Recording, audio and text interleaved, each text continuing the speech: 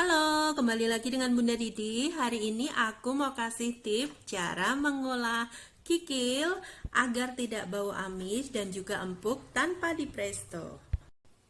Jadi kadang-kadang kalau kita masak kikil dengan di presto itu keempukan teksturnya, jadi kurang khas, kenyalnya kikil itu jadi hilang ya teman-teman. Nah makanya ini aku mau kasih tahu cara merebus kikil agar tidak bau dan juga bisa empuk.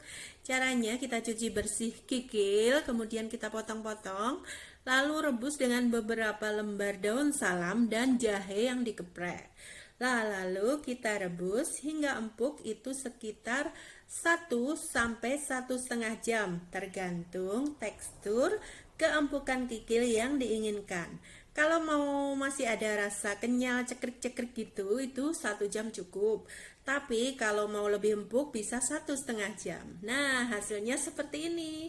Ini aku rebus 1,5 jam. Ini kikilnya jadi empuk banget. Tapi kalau mau ada kenyil-kenyilnya itu bisa 1 jam aja ya.